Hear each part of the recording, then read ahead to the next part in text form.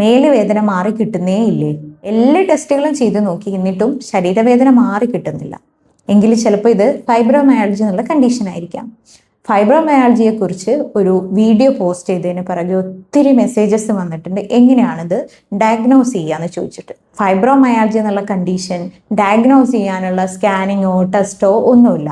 നമുക്കുണ്ടാവുന്ന ലക്ഷണാടിസ്ഥാനത്തിലാണ് നമ്മൾ ഫൈബ്രോമയാൾജിയെ ഡയഗ്നോസ് ചെയ്യുന്നത്. ആ പേഴ്സന്റെ ലക്ഷണങ്ങൾ നോക്കി, ആ പേഴ്സന്റെ പേഴ്സണൽ ഹിസ്റ്ററി നോക്കി, ദെൻ ഇതുപോലുള്ള സിംറ്റംസ് വരുന്ന മറ്റു പല അസുഖങ്ങളുണ്ട്, അവയുടെ എല്ലാം ടെസ്റ്റുകൾ ചെയ്ത് നോക്കി നോർമൽ ആണോ എന്നുള്ളത് നോക്കുക. 3 മാസത്തിലധികമായിട്ട് നിലനിൽക്കുന്ന ശരീരവേദന അല്ലെങ്കിൽ തലവേദന പല ടെസ്റ്റുകളും ചെയ്തു, എല്ലാം നോർമലാണ്. നല്ല ക്ഷീണം, ഉറക്ക പ്രശ്നങ്ങൾ, ഒരു ബ്രെയിൻ ഫോഗ് എന്ന് പറയാം, ഒരു മന്ദത പോലെ, ഇതൊക്കെയാണ് ഫൈബ്രോമയാൾജിയുടെ ലക്ഷണങ്ങൾ.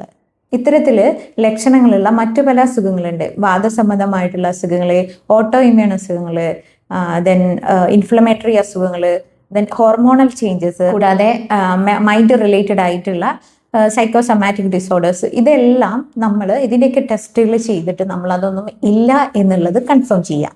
ഈ ഒരു കണ്ടീഷൻ കൂടുതലായിട്ട് നമ്മൾ കാണപ്പെടുന്ന യങ് ആയിട്ടുള്ള ആളുകളിലാണ്, കൂടുതലും സ്ത്രീകളിലാണ്. കൂടുതൽ ആളുകളിൽ കാണപ്പെടുന്നത് ഒരു ഷോൾഡർ പെയിൻ ആയിട്ടോ അല്ലെങ്കിൽ കയ്യിൽ വേദന വരിക, ബാക്ക് ഏക്ക് ആയിട്ട് വരിക. ഇങ്ങനെ വരുന്ന വേദന കറക്റ്റ് മാനേജ് ചെയ്യാതെ പോയി അവസാനം ബോഡി മൊത്തം വൈഡ് സ്പ്രെഡായിട്ട് വേദന വരികയാണ്. നമുക്ക് തൊട്ട് കഴിഞ്ഞാൽ അല്ലെങ്കിൽ ഒരു പൊസിഷനിൽ കിടന്നു കഴിഞ്ഞാൽ എങ്ങനെ കിടന്നാലും വേദന വരുന്ന രീതിയിലേക്കൊക്കെ ആയിട്ട് മാറാറുണ്ട്. ഇത്തരത്തിലുള്ള ലക്ഷണങ്ങളൊക്കെ നിങ്ങൾ അലട്ടുന്നുണ്ടെങ്കിൽ ഒരു ഡോക്ടറെ കാണിക്കുക, ഇത് ഡയഗ്നോസ് ചെയ്യപ്പെടുക, അതിൻ്റെ കറക്റ്റ് ട്രീറ്റ്മെൻറ്റ് എടുക്കുക.